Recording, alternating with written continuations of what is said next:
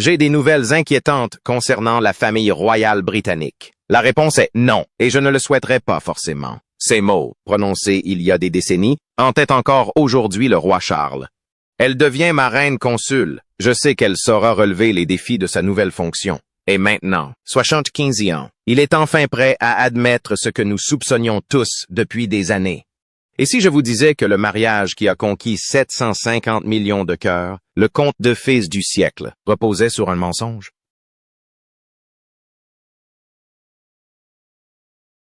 Et si la plus célèbre romance royale de l'histoire était en réalité une tragédie qui ne demandait qu'à se produire? Avant tout, je tiens à rendre hommage à Diana. C'était une personne exceptionnelle et douée. Dans les bons comme dans les mauvais moments, elle n'a jamais perdu sa capacité à sourire et à rire.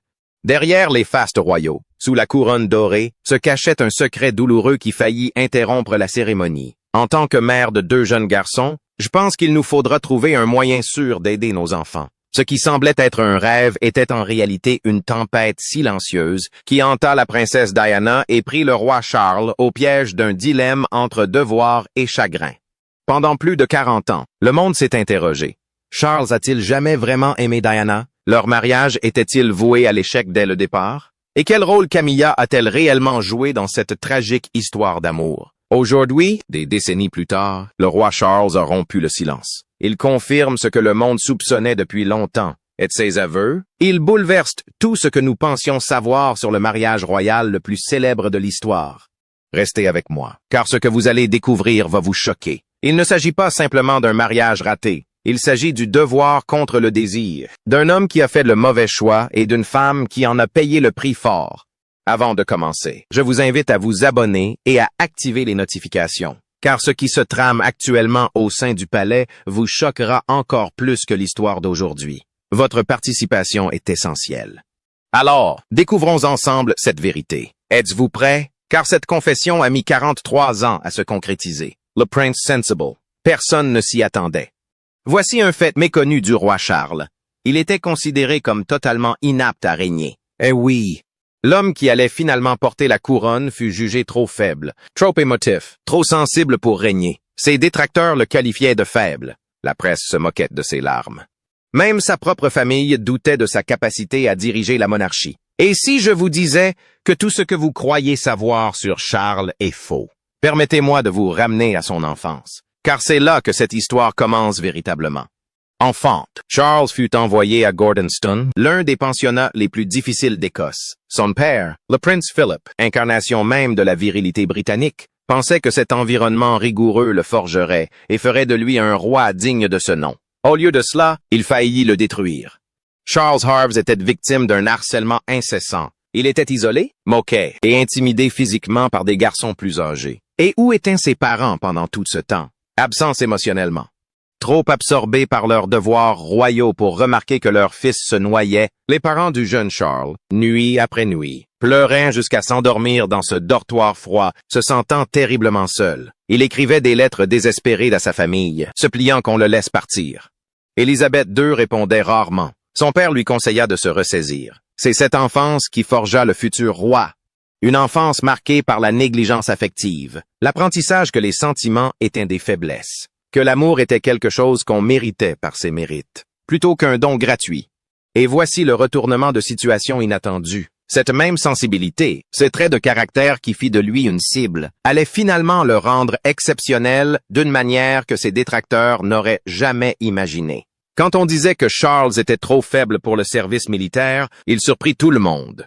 Il n'a pas seulement intégré la Royal Air Force, il y a excellé. Son talent naturel, sa détermination et son refus d'abandonner ont mis à l'épreuve même ses instructeurs les plus exigeants. L'un d'eux a déclaré plus tard que Charles possédait un don exceptionnel. Il a remporté le trophée double diamant pour avoir été le meilleur pilote de sa promotion. Le prince, réputé faible, s'est en réalité révélé incroyablement doué lorsqu'on lui a donné l'occasion de faire ses preuves. Mais voilà le problème. Même si Charles faisait preuve de bravoure dans le cockpit, sa bonté demeurait ce que certains considéraient comme une faiblesse. Il aspirait désespérément à l'amour et à l'approbation qui lui avaient toujours manqué durant son enfance. Il cherchait sans cesse quelqu'un pour combler le vide affectif laissé par ses parents distants. Quelqu'un qui le voit vraiment. Quelqu'un qui l'aime inconditionnellement. et ce besoin désespéré d'amour. Cela le mènerait droit au cœur du triangle amoureux le plus complexe de l'histoire royale. Car si Charles cherchait l'amour, il l'avait déjà trouvé. Avec la mauvaise personne, précisément. Et cette personne n'était pas Diana Spencer. Réfléchissez-y. Comment seriez-vous devenu si, durant toute votre enfance, on vous avait répété que vous n'étiez pas à la hauteur? Si les personnes qui devraient vous aimer le plus vous avaient tenu à distance? Auriez-vous fait des choix différents de ceux de Charles? Partagez vos réflexions dans les commentaires. Voici ma question. Pensez-vous que la sensibilité de Charles ait finalement fait de lui un meilleur ou un pire roi? Faites-moi part de votre avis ci-dessous. Continuons la discussion. Car ce qui allait suivre allait façonner non seulement la vie de Charles, mais aussi l'avenir tout entier de la monarchie britannique. La rencontre qui a changé l'histoire. Aujourd'hui, la plupart des gens pensent savoir comment Charles et Diana se sont rencontrés. Lors d'une réception aristocratique. Une rencontre fortuite qui a donné naissance à une idylle royale. Mais ce n'est pas là la véritable histoire. Loin de là. La vérité est bien plus complexe, bien plus tragique. Et elle réserve un rebondissement qui vous tiendra en haleine. Imaginez la scène. Nous sommes en 1977. Diana Spencer a tout juste 16 ans. Debout dans un champ boueux lors d'une partie de chasse sur la propriété familiale. Jeune, dynamique, pleine de vie. Son rire communicatif résonne sur les lieux. Et Charles, il ne la quitte pas des yeux. Mais voilà le problème. Charles est déjà en couple. La sœur aînée de Diana, Sarah. Eh oui, avant Diana, il y avait Sarah Spencer. Et, pendant des mois, Charles tenta d'oublier la jeune fille qui l'avait fasciné dans ce champ boueux. Il se concentre sur sa relation avec Sarah et assista à des événements publics. Il jouait le rôle du couple royal, mais le destin en avait décidé autrement. Lors d'une autre réunion au domaine de la famille Spencer, Charles AOC, il a demandé à Diana une visite privée de la galerie d'art familiale, à l'abri des regards indiscrets. Loin de sa sœur, loin des attentes de tous ceux qui les entouraient. Et dans ce moment de calme, quelque chose a changé. Leur conversation se déroulait avec une grande fluidité. Diana s'intéressait sincèrement à ses opinions et riait à ses blagues. Elle l'écoutait parler. Pour la première fois de sa vie, Charles se sentait vraiment compris par quelqu'un qui ne cherchait ni à l'utiliser ni à le changer. Elle voyait le vrai Charles. Pas le prince. Pas l'héritier du trône, juste l'homme. Cet homme sensible, artiste et incompris avait passé sa vie à se sentir en décalage avec sa propre famille. Mais cet espoir fut de courte durée, car ce qui suivit bouleversa tout le monde. Et cela ouvrit la porte à une tragédie qui allait durer des décennies. Sarah Spencer, pressentant une tension palpable entre Charles et sa jeune sœur, prit une décision publique stupéfiante. Dans une interview accordée à un magazine, elle a surpris tout le monde. Elle a déclaré ne pas être amoureuse de Charles et n'avoir aucune intention de l'épouser. Leur relation s'est terminée brutalement, publiquement, de façon humiliante, dans la presse. Mais voilà ce que Sarah ignorait. Sa déclaration audacieuse ouvrait la porte à une situation bien plus complexe. Désormais, Charles pouvait courtiser la jeune fille qui l'obsédait depuis ce jour dans le champ boueux. Il y avait cependant un problème de taille. Le cœur de Charles était encore détenu par une autre. Et cette personne s'appelait Camilla Parker Bowles. Sa présence dans la vie de Charles allait compliquer tout ce qui allait se produire. Car tandis que le monde entier observait Charles courtiser la jeune et innocente Diana Spencer, Camilla restait la seule à le comprendre vraiment. Celle qui le faisait rire aux éclats. Celle qui écoutait ses peurs les plus profondes sans le juger. Celle qui l'avait connu avant que le poids de la couronne ne pèse si lourd sur ses épaules. Et ce lien, il n'avait jamais vraiment disparu. Imaginez-vous à la place de Diana, prise dans une idylle naissante avec un prince, tandis que l'ombre de votre sœur plane sur vous et qu'une autre femme occupe encore son cœur. Qu'auriez-vous fait à sa place? Auriez-vous perçu les signes avant-coureurs? Partagez vos impressions dans les commentaires. Et n'hésitez pas à liker si ce drame royal vous passionne, car la suite révèle le triangle amoureux qui pourrait bien les anéantir. Le facteur Camilla. Le pire ennemi de l'amour. Voici le secret que la famille royale a toujours voulu cacher. Charles et Camilla ne se sont jamais vraiment remis de leur rupture. Leur relation avait débuté des années avant que Diana n'entre dans leur vie. Et malgré les mariages, les enfants et les obligations royales, ce lien ne s'est jamais vraiment estompé. Permettez-moi de vous ramener en 1970, lorsque Charles a rencontré Camilla Shand pour la première fois lors d'un match de polo. Elle était drôle, sûre d'elle, sans prétention. Tout le contraire des femmes du cercle aristocratique de Charles. Leur alchimie fut immédiate. Leurs amis les décrivaient comme très naturels ensemble, se comprenant à demi-mot et partageant des plaisanteries privées. Camilla ne traitait pas Charles comme un prince, mais comme un homme. Et Charles en tomba profondément amoureux. Mais il y avait un problème. Camilla n'était pas jugée digne d'être reine. Elle n'était pas vierge. Elle avait déjà eu des relations. Et elle était issue d'un milieu aristocratique moins prestigieux. La famille royale avait clairement indiqué qu'elle ne deviendrait jamais reine. Charles fit donc ce qu'il estimait être son devoir. Il partit pour une mission de 8 mois dans la Royal Navy, s'attendant à ce que Camilla l'attende.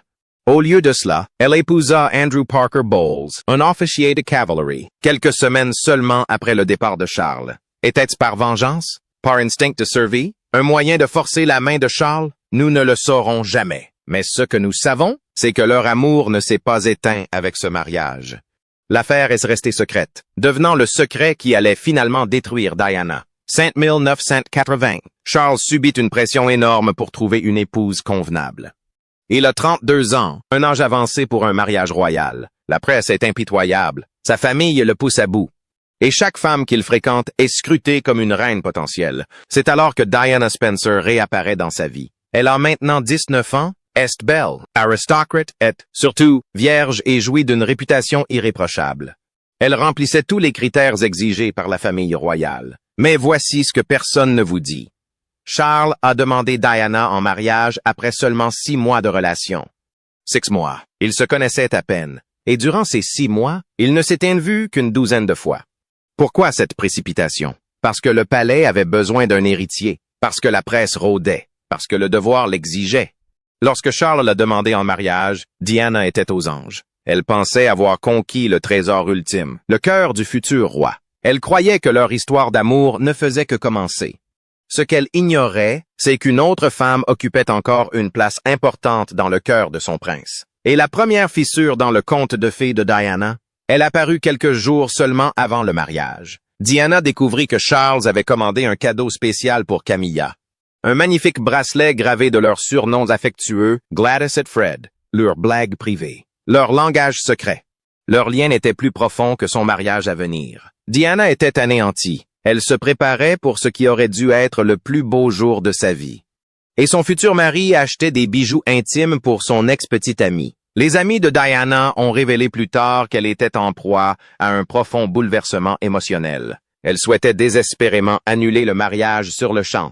Elle se sentait piégée, humiliée, le cœur brisé, avant même de remonter l'allée. Mais la pression était insoutenable. Des invitations avaient été envoyées à des membres de familles royales du monde entier.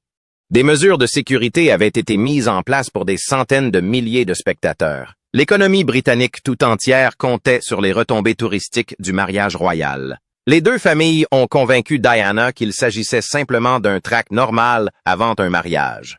Que toutes les mariées sont nerveuses, que le cadeau de Charles à Camilla n'était qu'un geste d'adieu poli, une façon de clore officiellement ce chapitre de sa vie.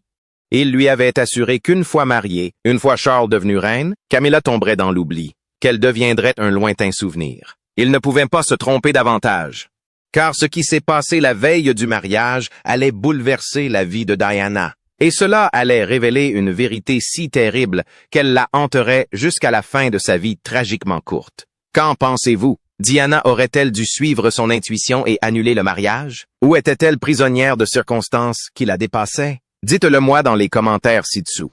Car ce que Charles a avoué à Diana ce soir-là allait tout changer. La veille des aveux de Charles. Nous sommes le 28 juillet 1981. La veille de l'un des mariages les plus médiatisés de l'histoire. Diana Spencer devrait rayonner de bonheur, entourée de ses amis et de sa famille, rêvant de son avenir en tant que princesse de Galles. Elle s'imaginait la cérémonie magique qui l'attendait demain. Au lieu de cela, elle se retrouve seule dans sa chambre à Clarence House. Elle pleure à chaudes larmes après avoir entendu quelque chose qui la marquera à jamais. Ce qui s'est passé cette nuit-là est resté secret pendant des décennies, mais les amis les plus proches de Diana ont finalement révélé la vérité. Et c'est absolument déchirant. Charles a rendu visite à Diana ce soir-là, dans un moment d'intimité, loin des caméras et des courtisans. Il lui a dit quelque chose de terrible. Diana dira plus tard que c'était la pire nuit de sa vie. Des sources proches de Diana ont révélé que Charles, peut-être rongé par la culpabilité ou pris de panique à la dernière minute, il a admis qu'il ne l'aimait pas, du moins pas comme elle l'aimait. Imaginez un peu, la veille de leur mariage. Charles a dit à sa future épouse de 20 ans qu'il ne l'aimait pas vraiment. Mais le pire est à venir. Tellement pire. D'après les témoignages, Charles a effectivement pleuré cette nuit-là. Mais pas des larmes de joie ou d'impatience. Des larmes de tristesse. À propos de son départ, des amis ont raconté plus tard que Charles avait versé des larmes pour la femme qu'il aimait vraiment, mais qu'il ne pouvait épouser. La femme qui le comprenait parfaitement, mais qui ne pourrait jamais porter la couronne. Imaginez être Diana à ce moment-là. À peine 20 ans, sur le point de se marier, devant 750 millions de personnes à travers le monde. Et découvrir que le cœur de votre prince charmant appartient à une autre. Le timing était cruel. Trop tard pour annuler, sans provoquer de scandale international. Trop tôt dans leur relation. Pour que Diana ait eu la force de partir. Sa réponse fut d'une simplicité déchirante. Elle posa à Charles la question la plus évidente. Pourquoi persistes-tu dans ce mariage si tu ne m'aimes pas? Et de sa réponse, elle résume tout ce qui cloche dans la conception du mariage au sein de la famille royale. Le devoir. Et les émotions humaines. Charles disait que le devoir primait sur le bonheur. Que la monarchie avait besoin d'héritiers. Cet amour était un luxe que les futurs rois ne pouvaient tout simplement pas se permettre. Il a, en substance, fait comprendre à Diana qu'elle était utile, un réceptacle convenable pour des enfants royaux. Une partenaire convenable pour les apparitions publiques. Mais pas l'amour de sa vie. Pouvez-vous imaginer entendre cela? Pouvez-vous visualiser le désespoir sur le visage de la jeune Diana? Ce soir-là, Diana était confrontée à un choix impossible. Elle pourrait s'enfuir, provoquant le scandale du siècle, en abandonnant Charles à l'hôtel. L'humiliation serait immense, mais au moins, elle serait libre. Ou alors, elle pourrait se marier. J'espérais. Je priais pour que Charles finisse par l'aimer, comme elle l'aimait déjà. Diana a choisi l'espoir. Elle a choisi de croire que l'amour pouvait grandir, que le devoir pouvait se transformer en dévotion. Le temps panserait les plaies de cette terrible nuit. Cette décision lui coûterait tout, son bonheur, sa santé mentale. Et, en fin de compte, selon beaucoup, ça vaille. Mais à ce moment précis, sous le poids des attentes du monde entier, Diana s'avança. Elle avait choisi de devenir princesse. Elle espérait peut-être, juste peut-être, conquérir le cœur de son prince. La cérémonie du lendemain révélerait à quiconque y prêtait attention que ce conte de fées comportait de sérieuses failles. Et les signes? Impossible de les ignorer. Qu'auriez-vous fait? Auriez-vous épousé Charles en sachant qu'il aimait une autre? Quelle a été votre première impression? À tous les deux? Qu'y pensez-vous de Lady Diana? Je me souviens avoir pensé qu'elle était une jeune fille de 16 ans très joyeuse, amusante et charmante. Où auriez-vous préféré partir? Laissez votre réponse en commentaire. Je suis vraiment curieux de savoir ce qui s'est passé à ce mariage. La vérité a été révélée à 750 millions de témoins. Le mariage qui a trompé le monde. 29 juillet 1981. La cathédrale Saint-Paul. 750 millions de téléspectateurs à travers le monde. Cela aurait dû être le plus beau jour de la vie de Diana. Au lieu de cela, ce fut une leçon magistrale de prétention royale. Et pour peu qu'on sache les repérer, les signes avant-coureurs étaient partout. Laissez-moi vous montrer ce que des millions de personnes ont manqué. La cérémonie était tout simplement époustouflante. La robe de Diana, avec sa traîne de plus de 7 mètres. La calèche, le faste et les cérémonies. Mais derrière le spectacle, une autre histoire se déroulait. Tout d'abord, Diana a surpris tout le monde lors de ses vœux, notamment lorsqu'il a fallu promettre d'obéir à Charles. Elle a délibérément omis ce mot. Elle a dit amour, réconfort, honneur, mais pas obéissance. À l'époque, on y voyait une charmante touche de modernité, mais avec le recul, c'était la rébellion subtile de Diana. Une déclaration silencieuse selon laquelle elle ne se laisserait pas contrôler, même si elle se sentait piégée. Puis vinrent les vœux de Charles. Et il commit une erreur révélatrice. Au lieu de dire « tous mes biens terrestres », Charles dit « tous tes biens ». Il a inversé les pronoms. In substance, il a promis à Diana ses propres affaires au lieu de partager les siennes. Un simple lapsus, peut-être. Ou peut-être était-ce l'inconscient de Charles, révélant sa réticence à s'engager pleinement. Pour fusionner véritablement leur vie, mais le moment le plus révélateur survint sur le célèbre balcon du palais de Buckingham. Le monde entier a vu ce baiser iconique et l'a trouvé romantique, spontané. Un véritable moment d'affection entre jeunes mariés. Mais regardez bien, Diana se penche avec empressement. Ses yeux brillent d'espoir et d'amour. Et Charles, il recule légèrement. Le baiser est maladroit, presque réticente. On perçoit le déséquilibre dans leur langage corporel. Diana tend la main. Charles se retire. Ce baiser a tout dit en un instant, durant toute la réception.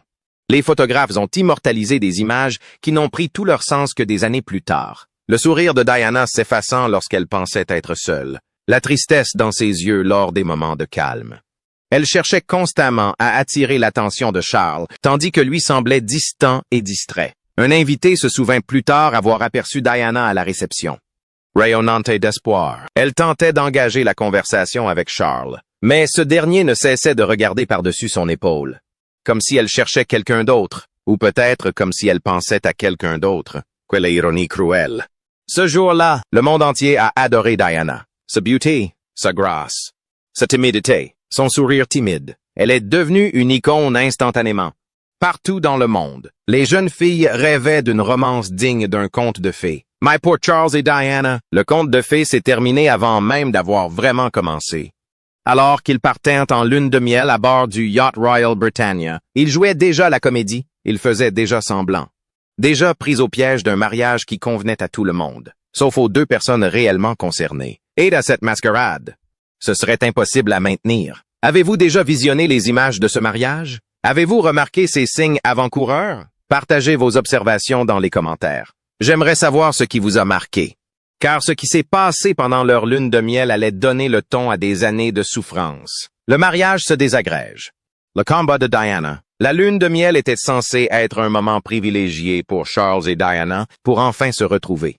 Pour construire une intimité loin des pressions royales. Pour bâtir leur mariage sur des bases solides. Au lieu de cela, cela a marqué le début du désespoir de Diana.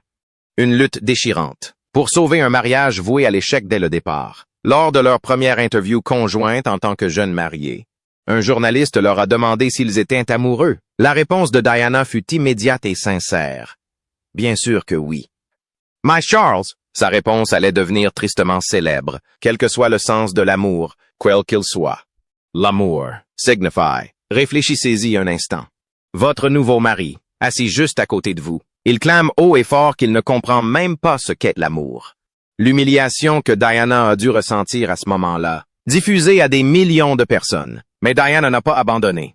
Elle ne pouvait pas. Elle était déjà enceinte du prince William, et elle souhaitait désespérément que ce mariage fonctionne. Elle se consacra corps et âme à ses devoirs royaux, espérant qu'en étant de la princesse parfaite, Charles finirait par tomber amoureux d'elle. Elle pensait qu'en lui donnant des fils, elle assurerait la succession et gagnerait son dévouement. Elle s'était si tragiquement trompée. Car voici ce que Diana n'avait pas encore pleinement compris. Charles n'avait jamais vraiment rompu ses liens avec Camilla. Tout au long des fiançailles, pendant toute la période des fiançailles, pendant toute la lune de miel, Camilla était toujours là, un arrière-plan, dans ses pensées. Au téléphone, le point de rupture a été atteint lors d'une fête, quelques mois après le mariage. Diana, prenant enfin son courage à deux mains, affronta Camilla directement. Elle dit quelque chose comme « Je sais ce qui se passe entre toi et Charles », et la réaction de Camilla, elle était dévastatrice par sa cruauté désinvolte. « Tu as tout ce que tu pourrais désirer. Tous les hommes du monde tombent amoureux de toi. Tu as deux magnifiques enfants. Que demander de plus? » Traduction. Vous avez le titre, le palais. Les enfants. Pourquoi as-tu besoin de son amour? Toi aussi? Ce moment a brisé quelque chose de fondamental en Diana. Elle a réalisé qu'elle était mariée. Là où ses besoins affectifs étaient jugés déraisonnables. Là où l'amour était considéré comme facultatif. Là où on attendait d'elle qu'elle se contente de miettes d'attention.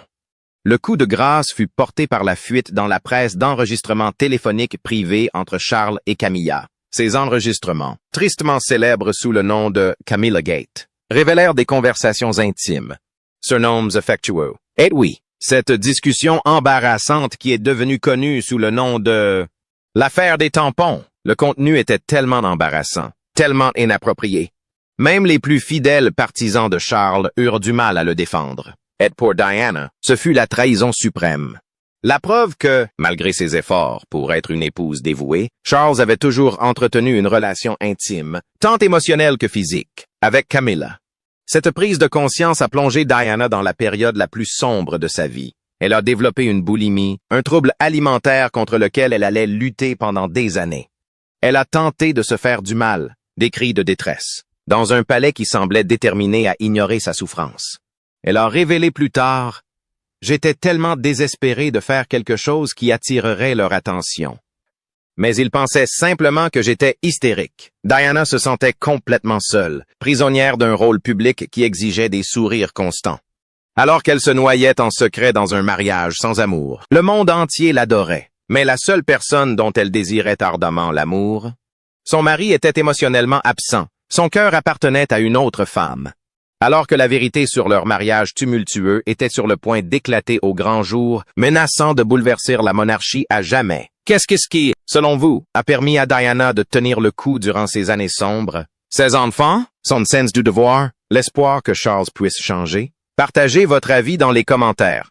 Car ce que Charles allait avouer ensuite a choqué le monde entier. L'aveu qui a tout changé. Au début des années 1990, les rumeurs concernant Charles et Camilla étaient impossibles à ignorer. La presse à scandale était implacable. Le malheur manifeste de Diana transparaissait sur chaque photo.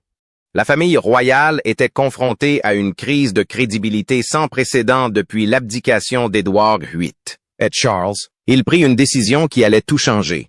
En 1994, Charles a accordé une interview télévisée à Jonathan Dimbleby. Et lors de cette interview, diffusée à des millions de téléspectateurs, Charles a fait quelque chose d'inédit. Il a avoué l'adultère. Je répète, le futur roi d'Angleterre a publiquement reconnu avoir été infidèle à sa femme. Interrogé directement sur sa fidélité à Diana, Charles a répondu « Oui, jusqu'à ce que notre relation devienne irrémédiablement brisée. Nous avions tous les deux essayé. Voilà, une confession. Un aveu. La reconnaissance publique de ce que tout le monde soupçonnait depuis des années. Mais voici ce qui a rendu la chose encore plus douloureuse pour Diana. Charles ne s'est pas excusé. Il n'a exprimé aucun regret pour la douleur qu'il avait causée. Il n'a pas reconnu les années que Diana avait passées à essayer de sauver leur mariage. Il a maintenu sa relation avec Camilla. Charles a plutôt présenté sa liaison comme la conséquence naturelle d'un mariage malheureux. Il a en substance insinué que les carences de Diana en tant qu'épouse l'avaient poussée dans les bras de Camilla. Dans le récit de Charles, la victime était devenue la méchante. Diana se sentait profondément trahie, pas seulement par l'infidélité elle-même, mais c'est surtout l'humiliation publique qui l'a marquée. Elle a confié à ses amis que Charles lui avait fait croire que c'était elle le problème, qu'elle était difficile. Inarrêtable, inaimable, une amie a révélé plus tard la réponse de Diana. Il m'a fait passer pour une folle, celle qui n'a pas su retenir son attention. Mais ce qu'il refuse d'admettre, c'est qu'il ne m'a jamais donné ma chance. Son cœur lui appartenait toujours. Cette confession marqua le début de la fin de leur mariage. Quelques mois plus tard, Charles et Diana annoncèrent leur séparation officielle. Le conte de fées était officiellement terminé. Mais Diana n'avait pas fini de raconter son histoire. En 1995, elle a accordé une interview explosive à l'émission Panorama de la BBC. Et dans cette interview, elle a prononcé une phrase qui allait devenir l'une des plus célèbres de l'histoire royale. Nous étions 3 dans ce mariage. C'était un peu encombré. Pensez-vous que Madame Parker Bowles ait joué un rôle dans l'échec de votre mariage? Eh bien, nous étions 3 dans ce mariage. C'était un peu encombré. 3 personnes. Un seul mariage. Diana a mis le doigt sur le problème que le palais s'efforçait de dissimuler depuis des années. Camilla n'avait jamais quitté son conjoint. Diana a également révélé le poids émotionnel d'un mariage sans amour. Elle a parlé de sa boulimie, de son désespoir, de sa solitude. Elle a montré au monde que derrière la façade de la princesse se cachait une femme en proie à une profonde souffrance. La réaction du public a été massive. La sympathie pour Diana a explosé. La colère contre Charles a atteint des sommets. La popularité de la monarchie s'est effondrée. En 1996, la reine Elizabeth II, exaspérée, a écrit à Charles et à Diana, leur ordonnant en substance de divorcer. Le conte de fées qui avait captivé 750 millions de personnes s'est achevé non par l'amour, mais par un décret officiel du monarque régnant. Diana a perdu son titre d'Altesse royale. Elle a reçu une indemnité de 17 millions de pesos.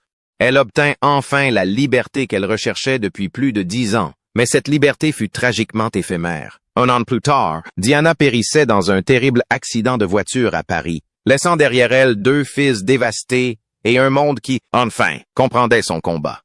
Et Charles, il passerait des décennies à vivre avec les conséquences de ses choix. Des décennies à se demander ce qui aurait pu se passer s'il avait été honnête dès le départ, s'il avait suivi son cœur plutôt que son devoir.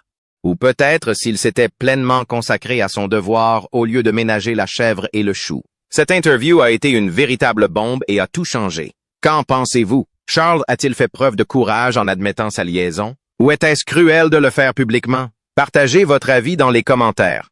Et n'oubliez pas de liker si vous apprenez des choses sur la famille royale que vous ignoriez. Car nous voici arrivés à l'époque actuelle, et à la dernière confession de Charles, la plus révélatrice à ce jour. Les regrets récents de Charles à 75 ans. Aujourd'hui, 75 ans. Le roi Charles, le troisième siège sur le trône qu'il a attendu toute sa vie pour hériter. Il est enfin marié à la femme qu'il a toujours aimée. Camilla est désormais reine consort et l'accompagne à tous ses engagements royaux. Il devrait être comblé, apaisé, serein. Mais selon ses proches, Charles est rongé par de profonds regrets. Des amis et des sources proches du palais révèlent que Charles regrette profondément la douleur qu'il a infligée à la princesse Diana. Il regrette d'avoir agi autrement. Il reconnaît aujourd'hui, peut-être trop tard, avoir fait passer ses propres désirs avant le bien-être de Diana. Un ami de longue date de Charles a confié. Il sait que ce qu'il a fait à Diana était mal. Il sait qu'il aurait dû être honnête dès le départ. Il sait qu'elle méritait mieux.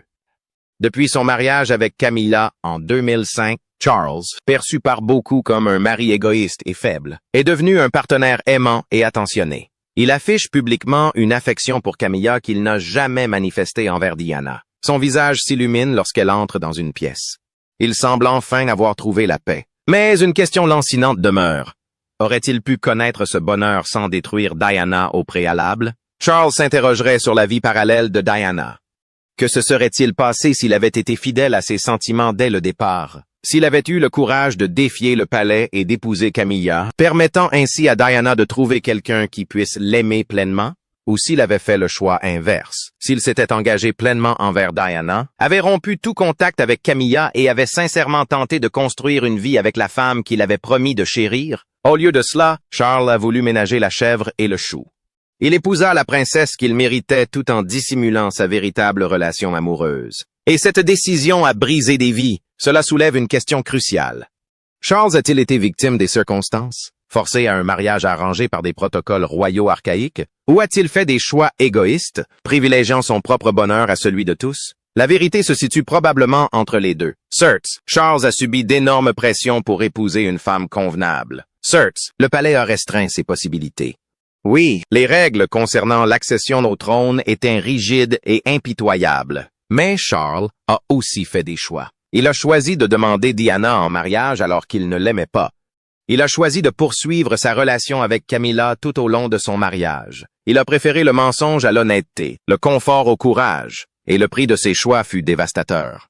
Charles vivait dans une cage dorée, prisonnier du devoir et des attentes. Diana a enduré des années de chagrin, d'humiliation publique et de traumatisme émotionnel. Quant à Camilla, elle a passé des décennies à être la maîtresse, vilipendée par le public, incapable d'être ouvertement avec l'homme qu'elle aimait. Tous ont souffert. Charles par obligation, Diana par rejet.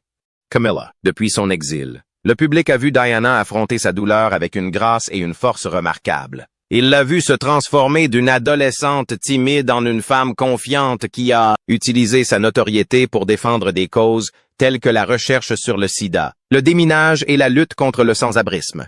Comme vous pouvez le constater, ils ont travaillé sans relâche ici, ils ont creusé et ils ont mis au jour une mine. Diana a montré au monde que même au cœur d'une tragédie personnelle, on peut choisir la bonté, le service et l'action. Son héritage nous rappelle que le devoir n'implique pas de renoncer à son humanité, qu'on peut être authentique et royal, que la compassion prime sur le protocole. Et maintenant, en observant le règne de Charles, on est en droit de se demander s'il a retenu la leçon. A-t-il vraiment compris ce que Diana a tenté de lui enseigner? Conclusion. Nous y voilà donc, 43 ans après ce mariage célèbre, et le roi Charles a enfin admis ce que nous soupçonnions tous.